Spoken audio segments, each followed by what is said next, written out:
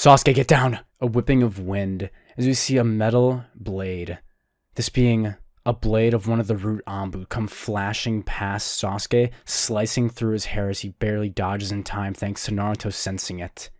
It's been 3 days since the two had escaped the Leaf Village that night. Naruto is now categorized as a kidnapper, as well as Sasuke being a rogue ninja, or, well, the kidnapped, considering that he was never made a ninja in this timeline.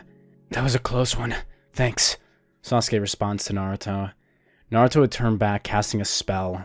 This is a wind spell. Sasuke could, by this point after the 3 days of being chased down by the Anbu, Naruto, day in and day out defending them, would have learned a few of Naruto's spells. A few that Naruto had been using at this point. This was a wind spell, something that Naruto was used to using to not kill opponents. The wind spell that Naruto used, Boreas Uplift, simply created a massive whirlwind, pulling all the Anbu off of the trees and sucking them like a black hole into the air, before ejecting them out and spinning them rapidly. This threw them off their track, as well as moved any scents that were in the air of Naruto and Sasuke out of the way. This was a pretty effective spell for getting the Anbu off their backs, but they were beginning to get used to it, with some of them using a ton of chakra to stick to the trees, entire trees getting ripped out, and forcing Naruto to use more mana, or chakra, however you would put it. Sasuke and Naruto keep running. Sasuke had grown from adversity, with some of the highest ranked Anbu from the Leaf Village trying to bring him back, thanks to Itachi's promise that the Leaf made with him. Sasuke had learned how to climb trees, thanks to Naruto's slight instruction. Sasuke had figured it out on his own, which was rather impressive, considering the two methods were very different. Naruto, by this point, had developed a technique using magic, his spells as a warlock in order to attach to nature, using his energy. Using mana, he would increase the gravity between his foot and any object that might be underneath its path.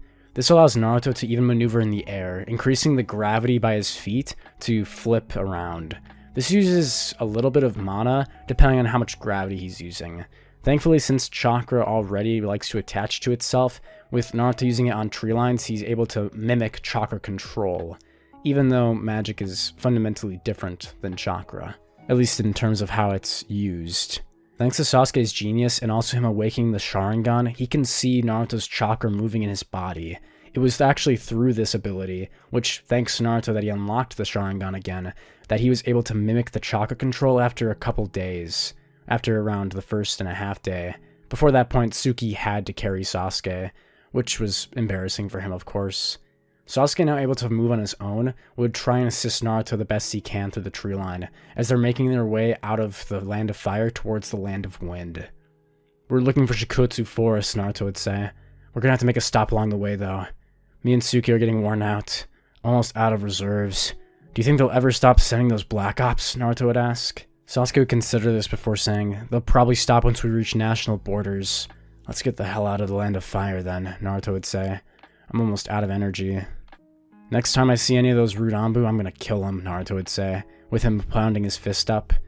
Little did Naruto know he already killed one of them, remembering back to when Naruto defended Izumi back during around 2 stories ago, and defeated one of the root Anbu sent by Danzo. Just an interesting tidbit before we move on with the story. Sai was actually following Naruto and Sasuke along with the root Anbu on this mission, and has been blown away by Naruto a total of 10 times so far, beginning to actually try and figure out how to get past him. They tried stalking him at night. Tsuki was awake. They tried following him in the day until he wore out. He seemed to never run out of energy, even carrying Sasuke for hours at a time. After what seemed like centuries, Naruto and Sasuke had successfully made it to the border between the Land of Fire and the Land of Wind, that being the Land of Rivers, a small patch of land that also had banked by the Land of Water. This location being out of the Leaf's jurisdiction, the Anbu were forced to retreat. Otherwise, they'd be upsetting and possibly risking a national war, which could evolve into the next great shinobi war. And so the Anbu would retreat, heading back to Danzo as they report their findings, with this wanderer, this traveler, being incredibly powerful. Danzo would grind his teeth, slamming his fists into the chair. Damn them. I will get that Uchiha back into the Leaf. The power of the Sharingan must remain in the village, Danzo would say with his best Emperor Palpatine impression. Anyway, Continuing back to the story, Sasuke and Naruto would be relieved. As soon as they made it over the border, and they made it to a small village on the outskirts where the Leaf Village ninja couldn't attack, Naruto passed out. Naruto laid down, even Tsuki falling over asleep, with Naruto's final words telling Sasuke to keep watch. Sasuke would stay up, as he decides to interrogate some of the villagers on any information that they might have, particularly on Itachi, and I guess Hidan too. Remember, this is a small outskirts village, and so when Sasuke goes to ask a villager, this poor man just working out in the fields, about the Akatsuki, or some strange man with red clouds, the old man would turn back saying that he won't tell him anything. Nothing's worth anything without coin. And that would be when Sasuke would get mad. Sasuke would try and attack the older man, when his son would walk out and jump in front, taking the punch, telling him not to hurt his dad. This kid being around the same age as Sasuke. Sasuke would pull his fists back as he grits his teeth, thinking, damn, whatever. I'll wait till Naruto's awake. He can figure this out. Sasuke would turn around walking away, as the man would then turn back grabbing his hoe, now angered, and especially not realizing who this brat was trying to attack him. This is when he runs forward trying to strike Sasuke. Dad, no, he stopped! Before he could do anything, Sasuke would turn around to a kunai, ending the man's life. I can't breathe. The man would be whispering his final words as he whispers his son's name. Ichiro, he would say. The man's eyes would begin to dim as he chokes slowly on his own blood, suffocating until his death, or what would have been his death. Ichiro would be crying, wailing in tears as he screams, Dad, please wake up. Before he could do anything, he would suddenly hear a loud sound. Sasuke would fall to the ground as Naruto is standing there, Sasuke grabbing his cheek with a red hand mark on it, as Naruto walks over. Idiot. Naruto would crouch on the ground as he holds his hand over the man, as suddenly a warm glow would envelop his hand. Burning of the sun, regeneration. Naruto would cover his magic, the little that he restored from his small nap, over the man's neck, as the blood would begin to coagulate, beginning to thicken, as a scar would begin to be burned into the man's neck, coating over the cut from the kunai. What are you doing? Sasuke would say, pulling himself off the ground. Naruto would say nothing as the man's light would begin to re-enter his eyes. Ichiro would cry as he grabs his father in a hug. Are you okay? Naruto would then stand back up as he turns back to Sasuke. You didn't have to kill him just because he didn't want to work with you. Sasuke at this point is still filled with hatred. And now that he's out of the village, there's really nothing stopping him from letting his anger out at anyone. Naruto, by this point, is clearly able to see that. Sasuke would be in tears as he tells him, You're wrong! He wasn't willing to tell us anything about the Akatsuki, he just wanted to drain us for money, he'd say. I was just asking a simple question. Before Sasuke can finish his sentence, Naruto would step aside as Sasuke sees the boy crying over his father, who would now begin to get back up. Him thanking Naruto profusely, as well as the father recovering his senses. Naruto would turn back to Sasuke, his silver eyes now gleaming like the moon, turning onto Sasuke's pure black ones. Sasuke, this boy, let's pretend that you did kill his father and I wasn't around, and he died. He died of blood loss before I could do anything, and you were all alone. Who do you think this boy would hate the most in the world? Do you think he would just let it go, as his own father was slaughtered before his hand? Well, No, he wouldn't. He'd probably train every day, getting stronger and stronger before hunting the man down who killed his father, and killing him by gaining more power than he did through his own path of revenge. Sasuke, trust me, it's unwise to pull others down a path just because you're following it. Might be hypocritical of me, considering that I'm dragging you with me. Sasuke would then tighten his fists, telling Naruto, I was just trying to... Sasuke can't admit that he's wrong. Ugh, you're all idiots. Sasuke would run off into the forest, deciding to be on his own for a while. Naruto would turn around sighing, as he then crouches back down and shakes the man's hand, pulling him up. I'm truly sorry about his behavior. It's been a long road. We just finally made it across the border when we ran to you all over here, Naruto would say. The man would be stunned, now grabbing his neck, feeling only a light scar where the knife had pierced him and had almost killed him moments before. The man was about to say something enraged, talking about that stupid kid, how he'd go after him, but then he'd see Naruto's calm, cool eyes, before he then gulps and says, "Thank you." Naruto would nod, saying that there's no need to thank him. His young friend there is his responsibility, Naruto would say. Naruto dragged this kid out of his own home, forcing him to come down with him on this path of revenge. Naruto would sigh, realizing how irresponsible he was being. Kushina would grab his ear and probably tear it off, Naruto would be thinking, gulping. I should go talk to him. Hey, again, sorry about everything, Naruto would say. But I would really appreciate it if you did know anything about those guys that he brought up. In a red cloak, red and black, with a cloud symbol on it. Fine. We don't want any trouble. Eijiro's face should now be clearing up, as he nods to his father. We did in fact have 2 strangers come in here, a couple weeks before you both did. Maybe 2 weeks ago. One of them had skin like a fish, and spiky hair. His eyes were dead. He looked like a shark, that one. I've never seen anyone like the fella, he'd say. He would then explain as he then discusses the other. The other. He'd shiver. He had eyes, blood red. And if you looked into them, you felt this shiver down your spine. I was speechless when I saw him the first time. That's the main reason I didn't want to say anything to that kid. Just thinking about that guy makes my blood run cold as ice, he'd say. Naruto would thank the man, saying he's so sorry again for any trouble, before giving the man some cash from his depository. Thanks again to Izumi, giving him all that cash from before.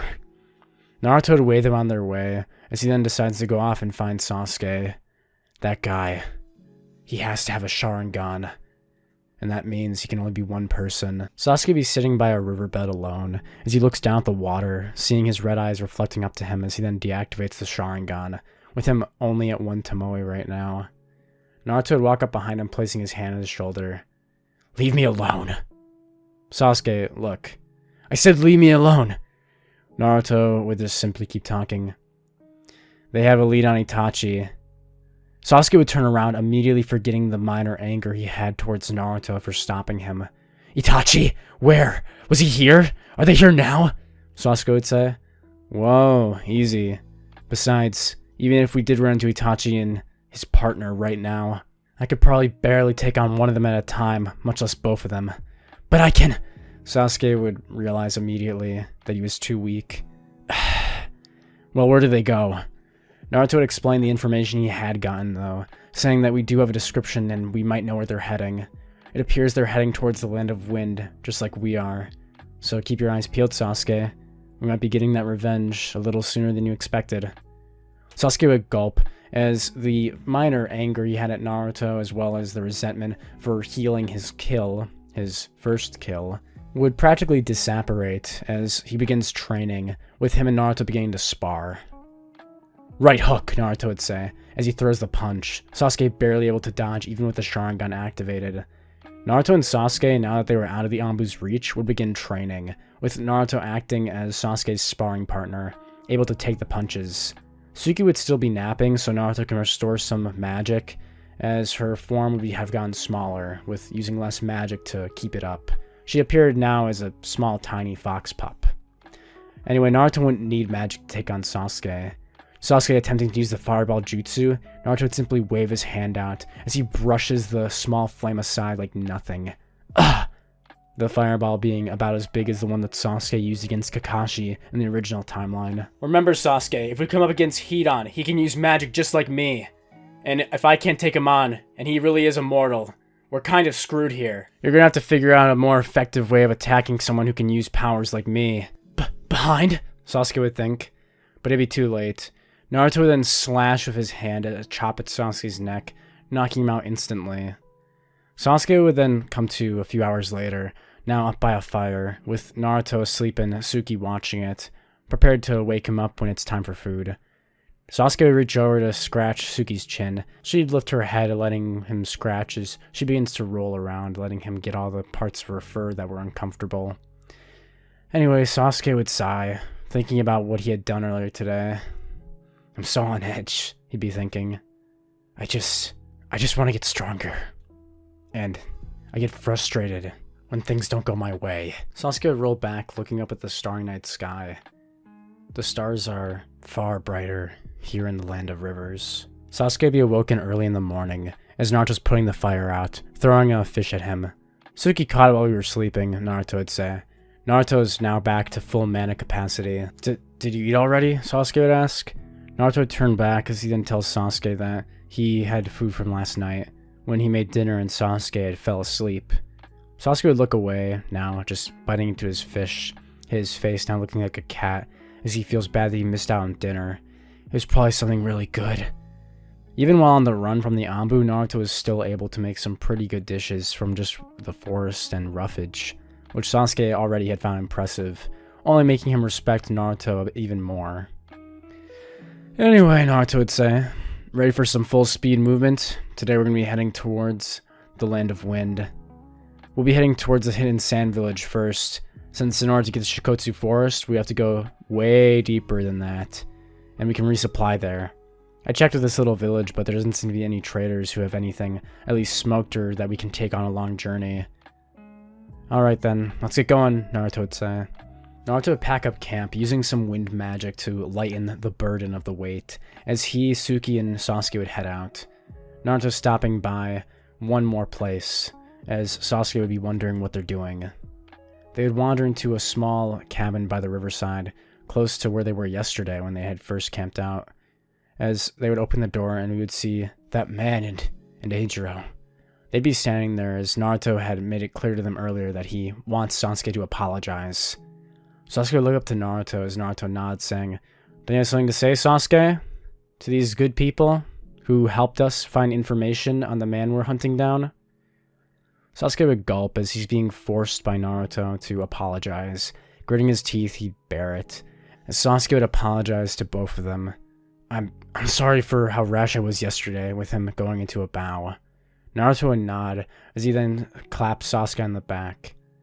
Well, with that, I guess we're good to go. Eijiro would then say to Sasuke that he forgives him and tells him that nothing bad happened, but don't do anything like that again, please. Sasuke would look up, seeing the goodness, the light in this kid. As he looks back, reflecting on himself, how dark he is. How someone the same age as him can't even comprehend death. Sasuke would nod, as Naruto and Sasuke would leave, Naruto waving, thanking them for their help, as they shut the door behind them. That was embarrassing, Sasuke would say. Don't you feel better? Sasuke would pout as he then walks alongside Naruto. Naruto placing his hand on Sasuke's head. Hey! Sasuke would say. I'm just messing with you. Let's go. Sasuke and Naruto get into a running position as they do the Naruto run. Yeah, the one you're thinking of. They then eventually jump into the forest line, which would abruptly end, because as soon as they reach it to the other side of the land of rivers, they would be right close to the sand village. This being the hidden sand, there's no tree line, so they'd be on foot from here. It's so much hotter here than the land of rivers. What the? Well, Sasuke, think about it. The land of rivers is way closer to the land of waves. This being the place where water is coming in and circling through all around the world. So the land there's much more fertile, as well as it being cooler from the lake. Or I guess, ocean? I don't know what it is. Anyway, here in the hidden land of sand, only the outreaches of the land are touching the water, and it barely ever rains here. From here on out, it's going to be a lot harder to get food by ourselves. That's why we're stopping in the sand village, Sasuke would ask. Naruto would nod. We need to stock up on supplies, and I have a feeling that there might be an Akatsuki there, even if it's not the one we're looking for. Sasuke would gulp as Naruto and Sasuke would proceed forward, Naruto and Sasuke pulling cloaks over themselves to protect them from the elements, mostly the sun and wind. Can't you do something about this heat? Naruto would be gasping too. Magic can't fix everything. Neither can ninjutsu, right? Well, I think there is kick a Genkai that can do ice release or something, Sasuke would say. But I can't do it. I don't have any spells that are good with cold.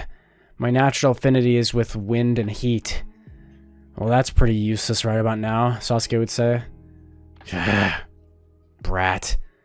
Sasuke and Naruto continue their banter and complaining about the heat all the way along as they're wandering through the dunes. Sweat would be pouring down their faces as Sasuke keeps rubbing his forehead, pulling the heat away.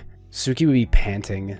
With her luckily having white fur, the sun would be less effective than if she had a darker fur color, which would absorb way more heat. Naruto would be gasping, feeling the heave on his lungs as he sees something dusty approaching, the horizon beginning to get more blurry. Naruto's silver eyes would then begin to thin as his pupils would dilate and then quickly retract. Sasuke, we have to find shelter now. What do you mean? Sasuke would activate his Sharingan barely, feeling the drain as he looks forward, zooming closer in on the speck in the horizon as it gets slowly bigger. That's a sandstorm. Sasuke and Naruto would quickly turn as there's nothing around. Damn, those dunes over there. There would be some dunes that were slightly higher than the rest from the movement of sands in the wind. Sasuke would turn as he asked what they're gonna do, with Naruto kind of a plan. Naruto would then walk over to the dune. As he places his hand on the earth, he would close his eyes as he begins to recite a longer spell, having not used this for a while. Earth not exactly being his specialty, but it was his uncle's. With him finally reciting the entire spell, it taking just long enough as the sandstorm was about to approach, Sasuke would be aghast, as suddenly the earth would begin to split open. As the dust and sand move aside, showing the hard sandstone beneath, Sasuke, Naruto, and Tsuki would dive in, with Naruto quickly pulling over rock overhead.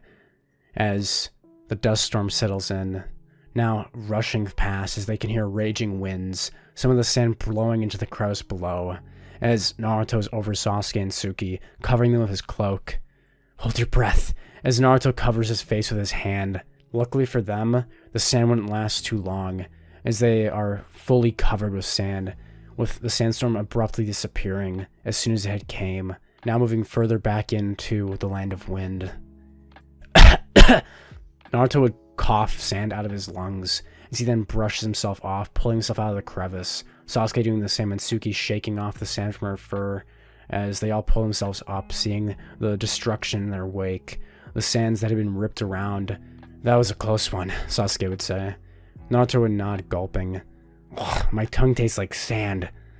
Oh, that's nasty.